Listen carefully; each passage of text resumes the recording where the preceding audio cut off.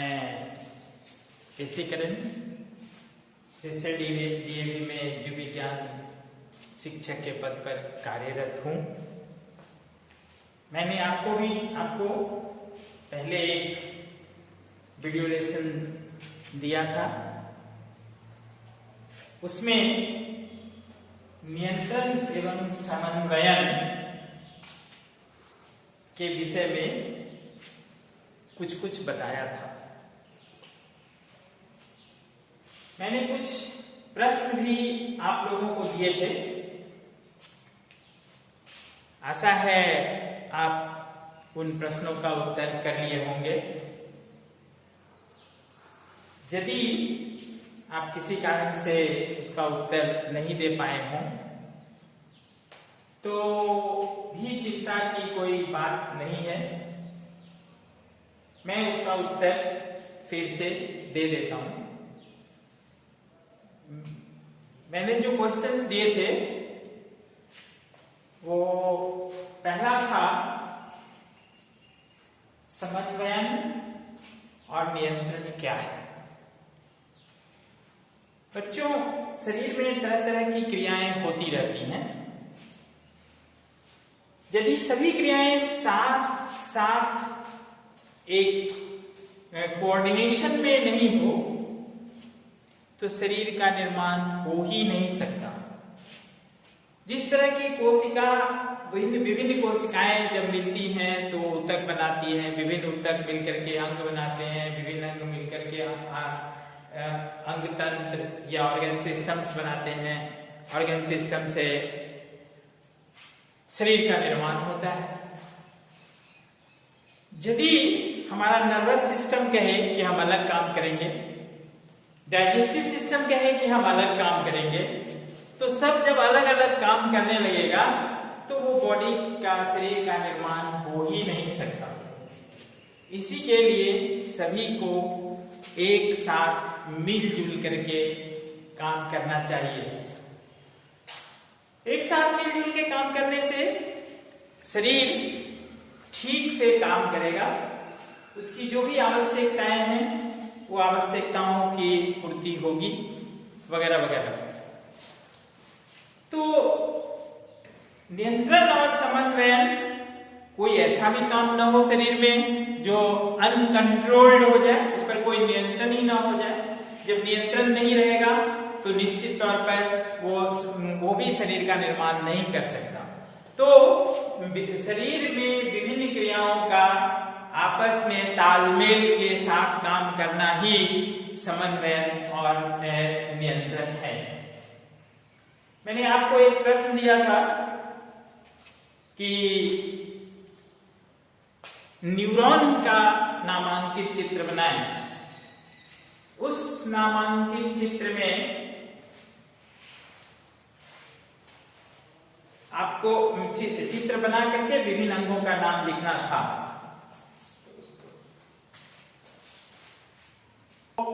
मैं कह रहा था कि उसका नामांकित चित्र बनाना है। इसमें आपको बहुत परेशानी का सामना नहीं करना था, इस लेकर के क्योंकि बोर्ड पर मैंने उसका चित्र बनाया हुआ था और उसी चित्र को दोबारा आपको रिपीट करना है, बस वो उसका नामांकित चित्र हो जाएगा। एक क्वेश्चन और था, तंत्रिका ऊतक क्या है? Nervous tissue. ये एक ऐसा ऊतक है जो हमारे शरीर में सूचनाओं का आदान प्रदान करता है, एक जगह से दूसरे जगह तक पहुंचाता है। साथ ही उसमें यदि किसी तरह का कोई परेशानी हो तो मस्तिष्क के द्वारा उसका उत्तर या सामंजस्य ढूंढता है। मैं बात में आप लोगों को कह गया मस्तिष्क। कहने के लिए तो मैं मस्तिष्क के बारे में पहले भी बहुत बार कहा हूं पिछले वीडियो लेसन में। आज हम लोग उसी मस्तिष्क के बारे में पढ़ेंगे। मैंने उस मस्तिष्क का एक नामांकित चित्र यहां पर बनाया हुआ है। यदि आप इस नामांकित चित्र को ठीक से देखेंगे तो यहां पर आपको 3 लेयर दिखेगा। इन तीनों लेयर्स को कहते हैं मेनिंजेस। ये जो तीनों लेयर हैं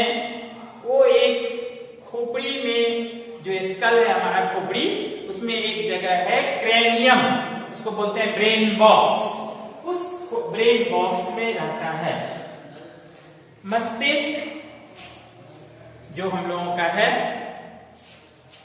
वो वॉल्यूम उसका 1200 से लेकर के 1600 सीसी तक होता है। 1200 सीसी से 1600 सीसी तक मस्तिष्क का वॉल्यूम होता है।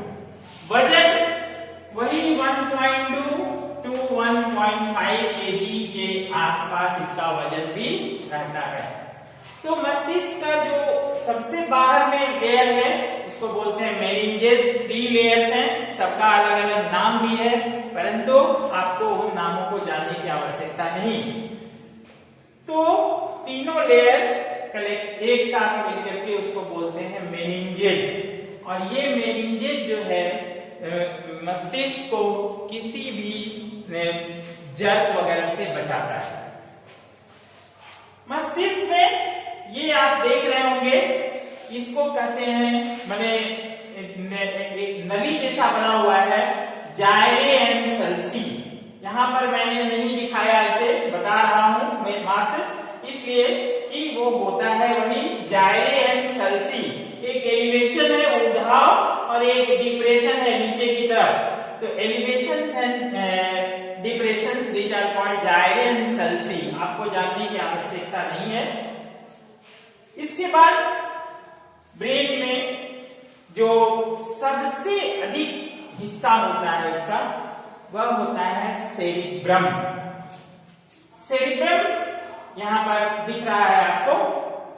It covers 3/4 of the total brain, माने मस्तिष्क का 3/4 हिस्सा सेरिब्रम ही होता है। सेरिब्रम के बाद आता है और भी इसके पार्ट्स हैं, सेरिबेलम है, मेडुला ऑब्लंगाटा है, पोन्स वेरोली है, पिट्यूटरी ग्लैंड है, हाइपोथैलेमस है, स्पाइनल कॉर्ड भी उसी से निकलता है। ये सभी उसके विभिन्न पार्ट्स हैं। तो हम लोग अब ब्रेन के बारे में थोड़ा सा जानें। जो हमारा मस्तिष्क है वो 3 भाग में बटा हुआ है। जो सबसे ऊपर वाला भाग है उसको कहते हैं फोर ब्रेन, जो बीच वाला भाग है उसको कहते हैं मिड ब्रेन, और जो नीचे वाला भाग है अंतिम उसको बोलते हैं हाइंड ब्रेन। ब्रेन जो हम लोग का मस्तिष्क है वो 3 हिस्सों में बटा हुआ है। पहले हिस्से को बोलते हैं फोर ब्रेन, बीच वाले हिस्से को बोलते हैं मिड ब्रेन और अंतिम हिस्से को बोलते हैं हाइंड ब्रेन। फोर ब्रेन का साइज आकार बड़ा होता है। यह फोर ब्रेन हमारे शरीर में जो विभिन्न क्रियाएं होती हैं वो सभी मस्तिष्क के पास पहुंचता है सेंसरी न्यूरॉन्स के द्वारा। तो सेंसरी न्यूरॉन्स का जो हेड पार्ट है वो सब मस्तिष्क में है। इसी के कारण इसमें हम लोग जो फील करते हैं रीजनिंग का, इंटेलिजेंस का, मेमोरी का, याद रखने की क्षमता या दृश्य श्रव्य, सभी अंग जो हैं सो हमारे इस फोर ब्रेन में निहित हैं। कोई भी जब सूचना इस फोर ब्रेन माने मस्तिष्क का ऊपर वाला भाग में पहुंचता है तो उस सूचना का ठीक से इंटरप्रिटेशन एनालाइजिंग होता है यहाँ पर, और उसी के बाद यह जो फोर ब्रेन है उसके आधार पर आगे की सूचना देता है कि क्या करना है और क्या नहीं करना है। उसी को एनालिसिस एनालाइजिंग कहते हैं। दूसरा हमारा है मिड ब्रेन। मिड ब्रेन ये बहुत छोटा पार्ट है। इसको ऐसा भी कह सकते हैं कि यह जो है सो फोर ब्रेन और हाइंड ब्रेन का junction. Mid brain is the junction between fore brain and hind brain, उसका जंक्शन है, वहीं पर ये दोनों मिलता है। बहुत छोटा पार्ट होता है। इसका काम क्या है कि जो हाइंड ब्रेन का क्रियाकलाप है वो फोर ब्रेन तक पहुंचाना, फोर ब्रेन का क्रियाकलाप को हाइंड ब्रेन तक पहुंचाना मुख्य रूप से। और इसका जो मुख्य रूप से काम है वो इनवॉल्यूंटरी। इनवॉल्यूंटरी मतलब जो हमारे इच्छा के अनुसार नहीं हो। हमारे शरीर में मुख्य रूप से दो तरह की क्रियाएं होती रहती हैं। एक हमारी इच्छा से, जैसे कि देखिए मैं हाथ को कह रहा हूं उठो, ऊपर आओ, आ गया, कह रहा हूं नीचे जाओ, चला गया, पैर को कहूंगा चलो तो चलेगा, कहूंगा स्थिर रहो तो स्थिर रहेगा। ये जो क्रियाकलाप है ये हमारी इच्छा पर आधारित है, और जब ये हमारी इच्छा पर आधारित है तो ऐसे को कहते हैं ऐच्छिक कार्य, ऐच्छिक वॉलंटरी। और दूसरा जो है हमारी इच्छा से बिल्कुल ही नहीं होता, वो अपने आप होता है।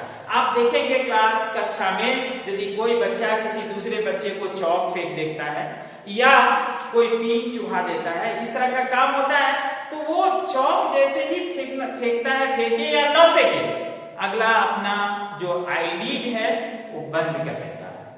ये हमारे कहने से नहीं होता, ये स्वतः होता है।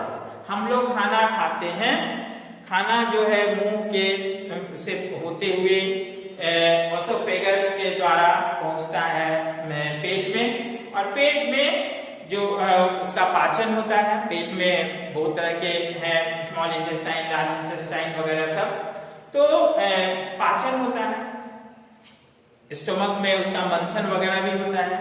जैसे ही खाना स्टोमक में पहुंचता है, पेट में पहुंचता है, वो हमारी इच्छा से काम नहीं करता, वो खुद से उसका मंथन शुरू कर देता है, खुद से उसमें जठर ग्रंथियां जो हैं, गैस्ट्रिक ग्लैंड्स, उससे जो जूस निकलता है, गैस्ट्रिक जूस, जठर रस जिसको बोलते हैं, वो भोजन में मिलना शुरू हो जाता है। ये कार्य अपने आप होता है।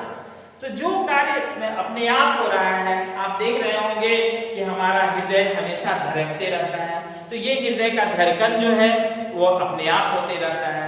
लंग्स का काम है, फेफड़ा, ये हमारे शरीर में जो एयर हम लोग लेते हैं, वो एयर आता है तो उसको फिल्टर करके भेजता है और ऑक्सीजन को पूरे शरीर में ब्लड के साथ, और रक्त के साथ फिर कार्बन डाइऑक्साइड आता है फेफड़ा में, फेफड़ा से बाहर निकलता है। ये कार्य भी हमेशा होते रहता है।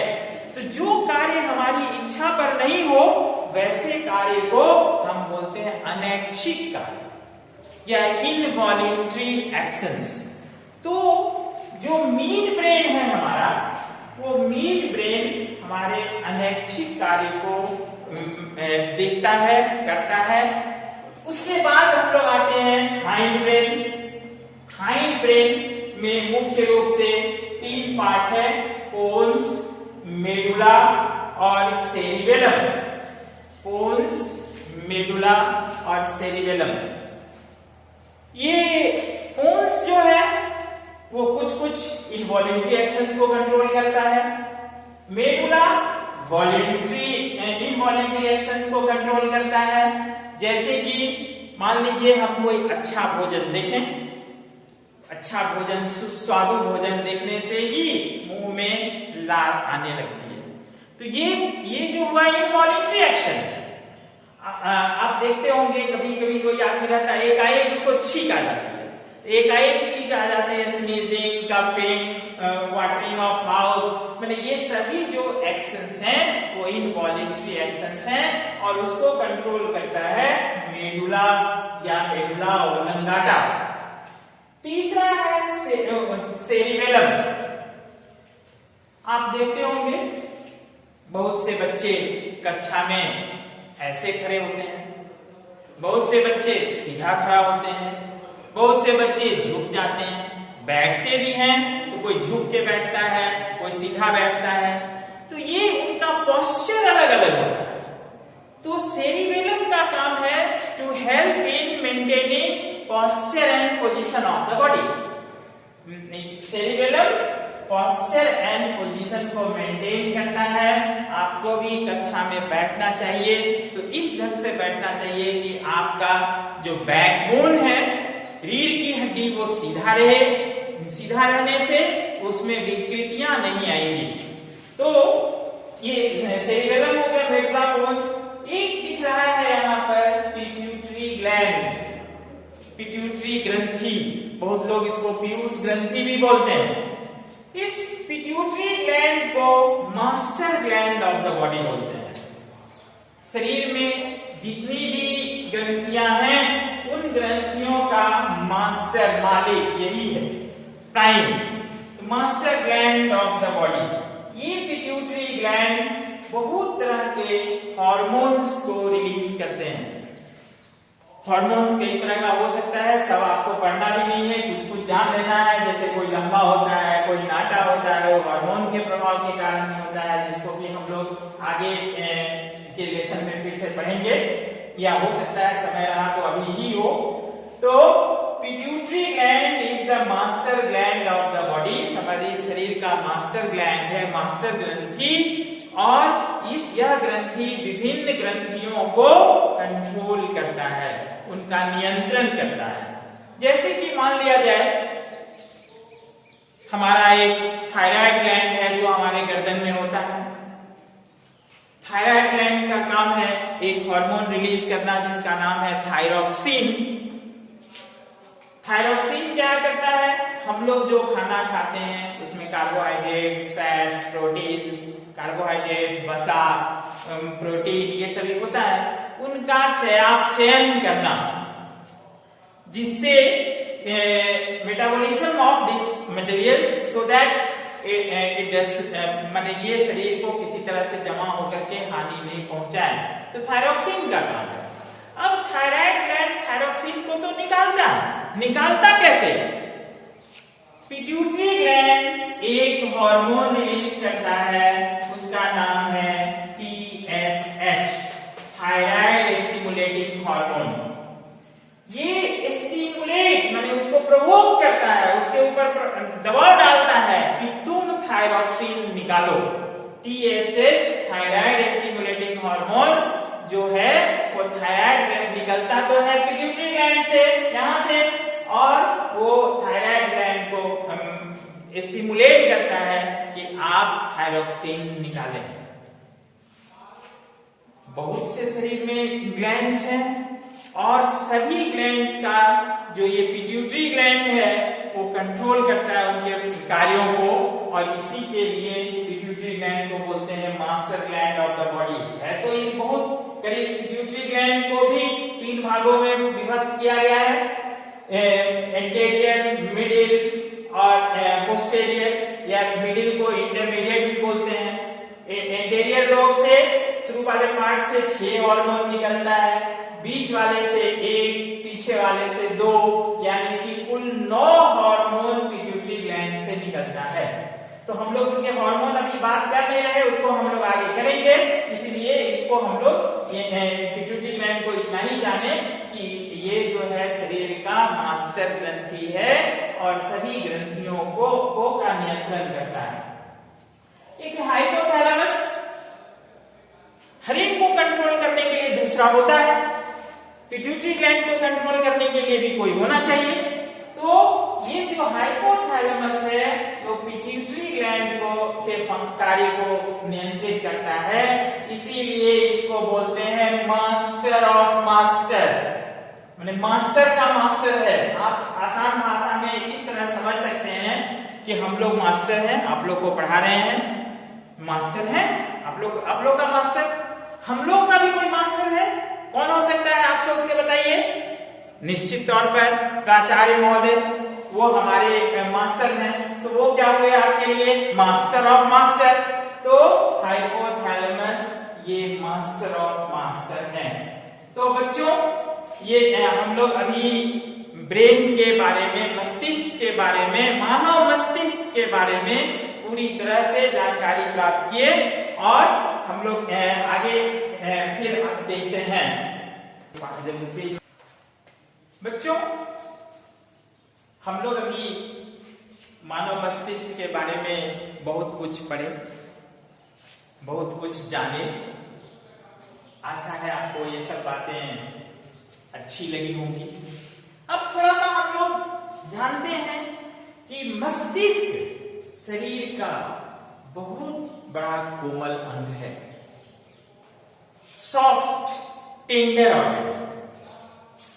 इसको किसी तरह का कोई खतरा तो नहीं, हो सकता है कि ऐसा कुछ हो, इसी के लिए मैंने कहा कि यहाँ पर 3 ठो लेयर का बना हुआ है, पतला पतला लेयर जिसको मेनिंजेस बोलते हैं, इसको शॉक और इंजरी से बचाता है।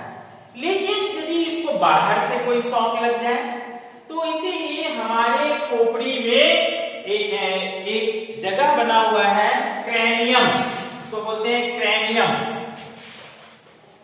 क्रैनियम इसी को बोलते हैं ब्रेन बॉक्स।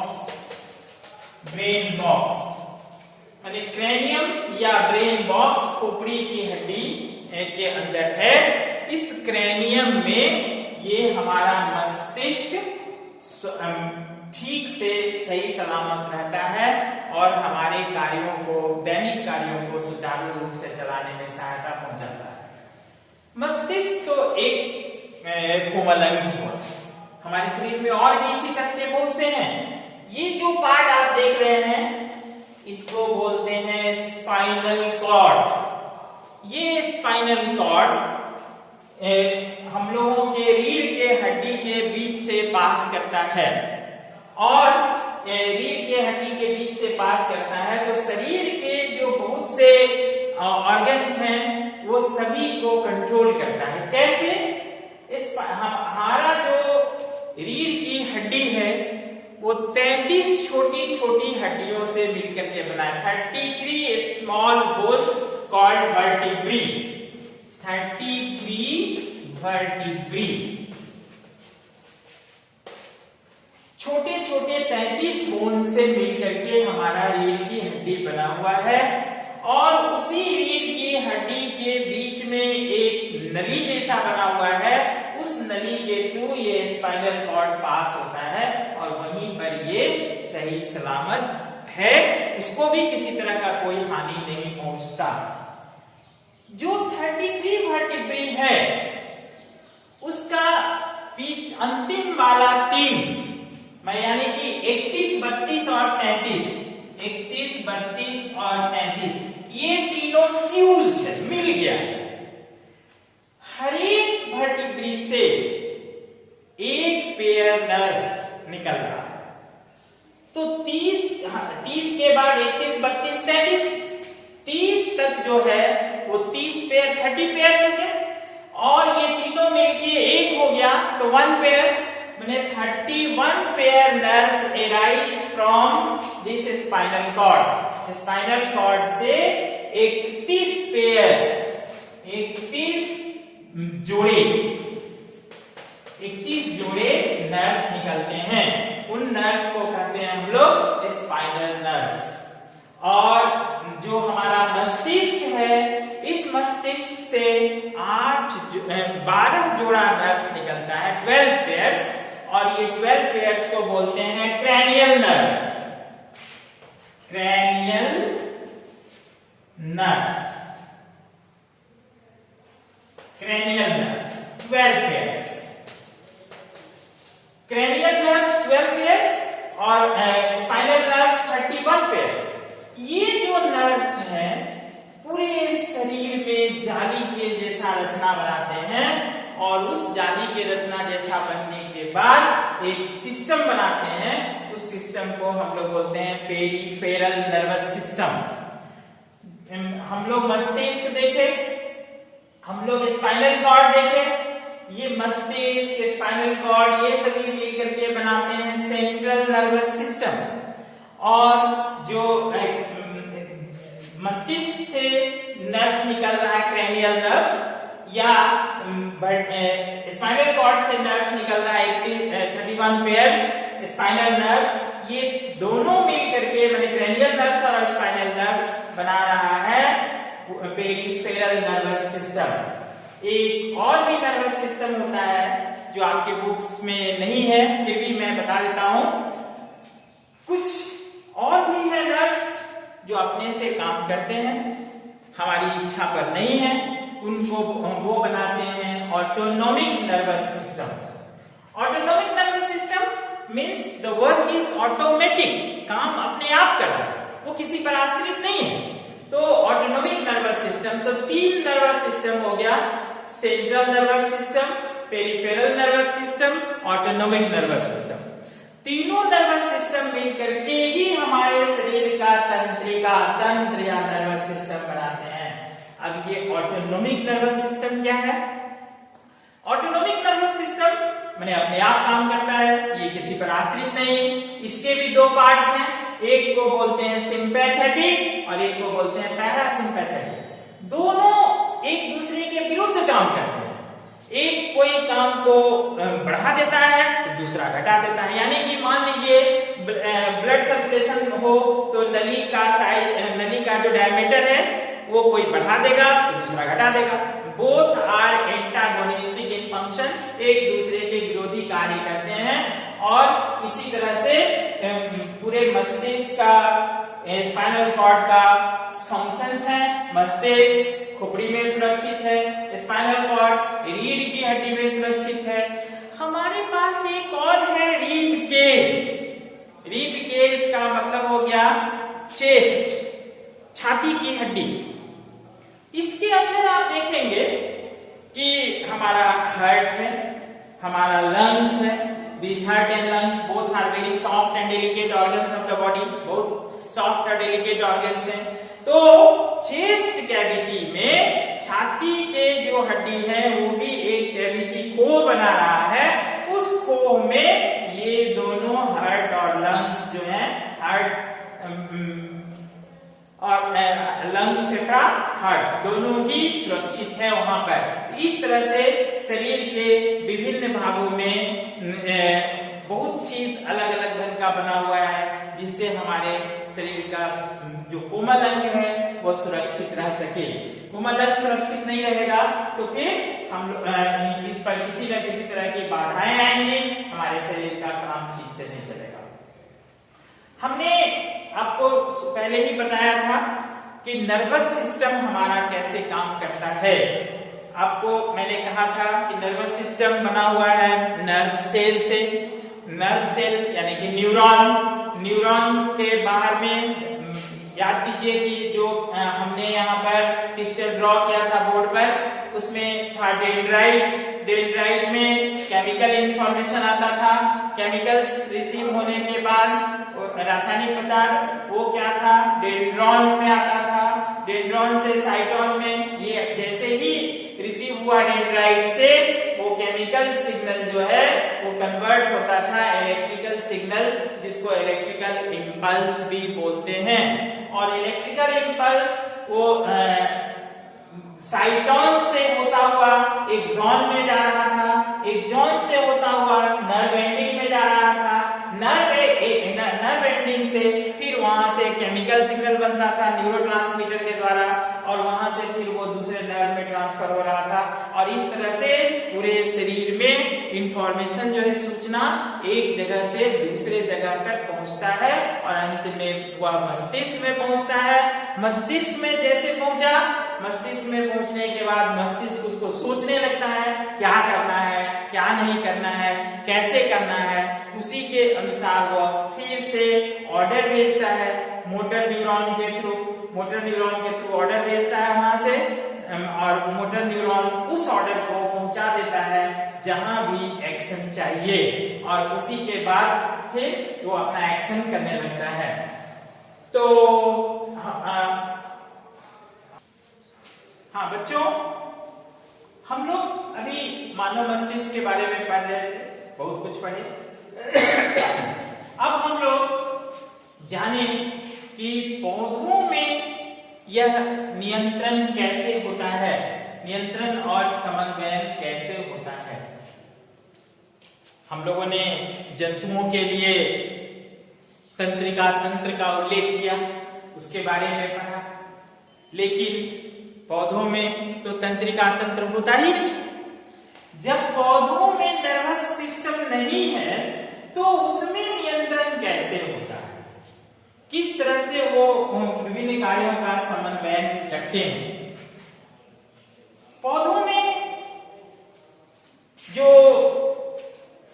छोटे छोटे बच्चे हैं उसको हम लोग सिखाते हैं कि पौधे मूव नहीं करते, पौधे एक जगह से दूसरे जगह मूव नहीं करते या उनमें मूवमेंट नहीं होता, केवल जंतुओं में मूवमेंट होता है। लेकिन अब आप क्लास 7-8 से जान रहे होंगे कि पौधों में भी मूवमेंट होता है।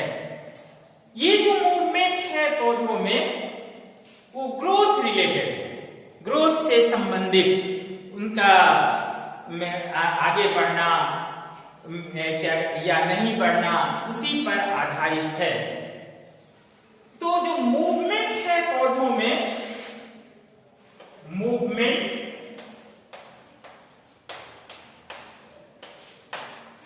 वो दो तरह का मूवमेंट होता है। एक को बोलते हैं tropic movement, tropic movement,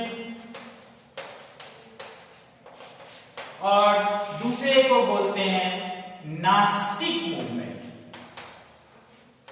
nastic movement. Tropic movement and nastic movement, पौधों में ये दो तरह का मूवमेंट होता है। ट्रॉपिक मूवमेंट जो है सो ग्रोथ रिलेटेड मूवमेंट है, इसमें ग्रोथ होगा। ये डायरेक्शनल मूवमेंट भी कहलाता है। डायरेक्शनल मूवमेंट माने movement towards a particular direction, किसी खास दिशा में उनका मूवमेंट या ग्रोथ। लेकिन नास्टिक मूवमेंट में कोई खास दिशा नहीं होता। ये एक तरह से कहा जा सकता है कि दिशाहीन है, लेकिन दिशाहीन शब्द अच्छा वर्ड नहीं है। ये दिशाहीन नहीं है, लेकिन कोई खास दिशा में होता भी नहीं है। तो इसको हम लोग बोलते हैं डायरेक्शन इंडिपेंडेंट और नॉन ग्रोथ मूवमेंट। ये जो ग्रोथ मूवमेंट है जिसको ट्रॉपिक मूवमेंट भी बोलते हैं, कई तरह का होता है। जैसे एक हो गया फोटोट्रॉपिक मूवमेंट, फोटोट्रॉपिक मूवमेंट। आप देखते होंगे कि पौधों के मुख्य रूप से दो भाग होते हैं, मुख्य रूप से दो systems, root system and shoot system. Root system जो है उसका जड़ जमीन के अंदर होता है, और जो शूट सिस्टम है वो प्रारोह ऊपर की ओर होता है हवा में। तो शूट सिस्टम जो है हमेशा सूर्य के किरणों की ओर ही आगे बढ़ते हैं, उगते हैं। ये जो बढ़ना है इसको बोलते हैं फोटोट्रॉपिक मूवमेंट। कभी भी तना या प्रारोह जड़ या जमीन के अंदर नहीं जाएगा, वो जब भी जाएगा तो सूर्य के प्रकाश की ओर। तो सूर्य के प्रकाश की ओर जो मूवमेंट होता है उसको बोलते हैं फोटोट्रॉपिक मूवमेंट। शूट या प्रारोह हमेशा, प्रारोह या तना हमेशा सूर्य की ओर ग्रो करता है या बढ़ता है। इसीलिए तना को या प्रारोह को हम लोग बोलते हैं पॉजिटिव फोटोट्रॉपिक। वो जड़ की ओर नहीं, अर्थ के ग्रेविटेशन की ओर नहीं जाएगा, गुरुत्वाकर्षण की ओर नहीं जाएगा, इसीलिए इसको बोलते हैं निगेटिव जियोट्रॉपिक। तना या प्रारोह हमेशा सूर्य के रोशनी की ओर ग्रो करता है, बढ़ता है, इसीलिए उसको बोलते हैं पॉजिटिव फोटोट्रॉपिक। और वो जमीन के गुरुत्वाकर्षण की ओर, धरती के गुरुत्वाकर्षण की ओर नहीं जाता, इसीलिए उसको बोलते हैं निगेटिव जियोट्रॉपिक। दूसरा जो ट्रॉपिक मूवमेंट है, फोटोट्रॉपिक मूवमेंट, दूसरा है जियोट्रॉपिक। Geotropic movement. जड़ हमेशा धरती के गुरुत्वाकर्षण की ओर ग्रो करता है, बढ़ता है, इसीलिए इस तरह के मूवमेंट को बोलते हैं geotropic movement. Phototropic movement, geotropic movement. Geotropic, Jio means earth, movement is movement, movement towards earth, geotropic movement. तो जड़ हमेशा गुरुत्वाकर्षण की ओर बढ़ता है, ये जियोट्रॉपिक है, जड़ पॉजिटिव जियोट्रॉपिक। और तना जो है सो गुरुत्वाकर्षण की ओर नहीं बढ़ता, या जड़ जो है सूर्य की ओर नहीं बढ़ता, इसीलिए जड़ को हम लोग बोलते हैं निगेटिव फोटोट्रॉपिक। तो जो ट्रॉपिक मूवमेंट है आपके लिए मुख्य तौर पर दो ही, फोटोट्रॉपिक मूवमेंट, जियोट्रॉपिक मूवमेंट। लेकिन आपने देखा होगा जब पोलन ग्रेन्स का ट्रांसफर होता है परागकोश से वर्तिका के रूप पर, वर्तिकाग्र पर, स्टिग्मा जिसको बोलते हैं इंग्लिश में, तो जब वहां ट्रांसफर होता है तो वहां वो जर्मिनेट करने लगता है, और जर्मिनेट करके एक लंबा ट्यूब बनाता है जिसको बोलते हैं पोलन ट्यूब, पराग नली। और वो नली जो है उसी में होता है मेल न्यूक्लियस, मेल न्यूक्लियस माने मेल गैमीट, और वो गैमीट जो है हमेशा चला जाता है माइक्रोपाइल की ओर, और माइक्रोपाइल की ओर जाता है क्यों? क्योंकि उसको वहां पर कुछ केमिकल्स का आभास होता है, और इस तरह के मूवमेंट को बोलते हैं chemotropic movement, chemotropic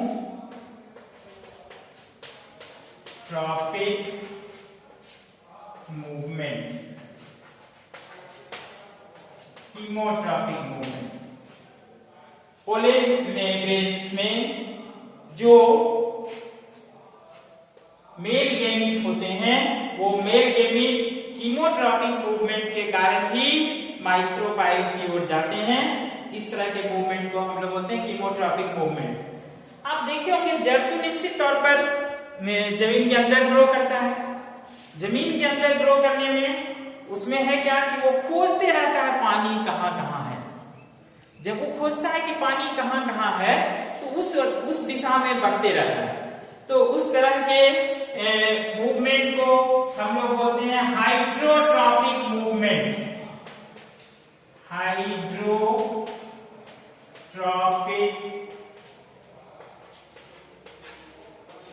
hydrotropic movement, hydrotropic movement.